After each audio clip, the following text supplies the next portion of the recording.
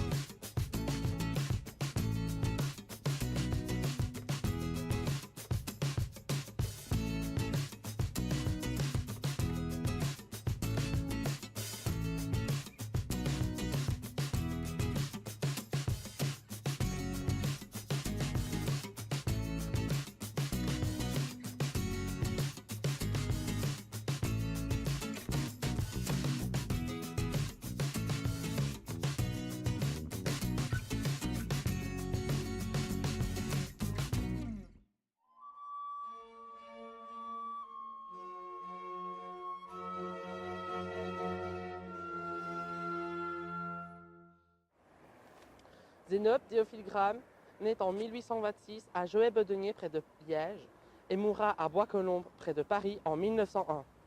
Dès son enfance, il est très attiré par le travail manuel, dont la menuiserie. C'est grâce à ses talents dans son domaine qu'il rentrera dans 2 illustres maisons faisant usage de l'électricité. C'est en 1868 qu'il construit la première dynamo à courant continu, point de départ de l'industrie électrique moderne. Graham n'est pas un homme de science, mais un technicien, un bricoleur de génie. Il conçoit sa dynamo parce qu'il en avait l'idée. Quand plus tard, on lui expliquera le fonctionnement de sa machine, il dira que s'il avait su, il ne l'aurait jamais inventé. On décrit souvent cet inventeur comme un personnage silencieux et pensif. Sa fameuse réplique « Je pense Hortense » faite à sa femme qui lui reprochait ses longues méditations est restée célèbre. Le monument dédié à Zénogramme, inauguré le 7 octobre 1905 pour l'exposition universelle, est l'œuvre du sculpteur belge Thomas Vincent en collaboration avec l'architecte liégeois Charles Sourbre. Ce monument se dresse à la jonction entre le pont de Franier et le pont de Fétine, sur le square qui porte le nom de l'illustre inventeur à la fin du 19e siècle. Au centre, comme vous pouvez le voir, posé sur un haut socle, trône le buste en bronze de Zénogramme qui tient sa dynamo.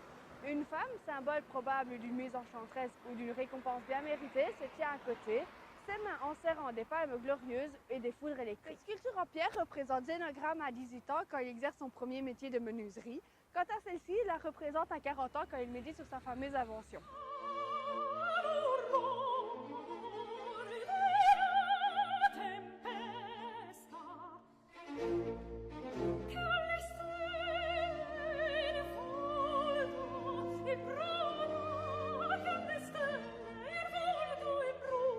Nous sommes ici sur le pont de Franier, autrement appelé aussi le pont des Anges, suite aux 4 anges surmontant les colonnes de chaque côté de ce pont. Construit lui aussi pour l'exposition universelle de 1905, sa construction débutera en 1901 et durera jusqu'en 1904. C'est Émile Jacquemin qui est en charge de l'architecture de ce magnifique pont en acier long de 177 mètres, reposant sur 3 articulations, et à l'architecte liégeois Paul de Many ces magnifiques décorations.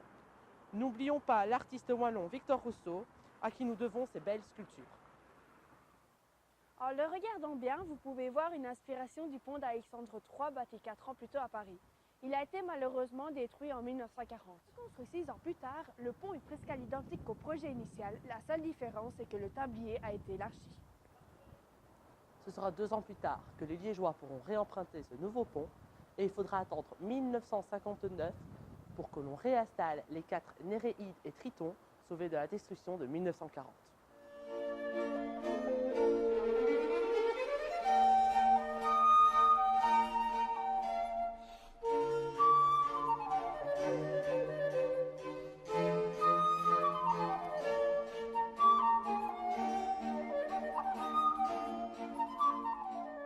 Le Palais des Beaux-Arts, également appelé le Musée de la Bovary, a lui aussi été construit pour l'exposition universelle par les architectes Charles-Étienne Soubre et Jean-Laurent Haas. De style éclectique, influencé par l'architecture néoclassique de la fin du XVIIIe siècle, ce palais est souvent comparé au Musée royal de l'Afrique centrale à Bruxelles. Il est reconnaissable grâce à ses 5 dômes hémisphériques en ardoise formant la toiture et à sa pierre blanche de Cobertange unissant ses multiples façades décoratives sculptées. En 2014 débuta une grande campagne de rénovation.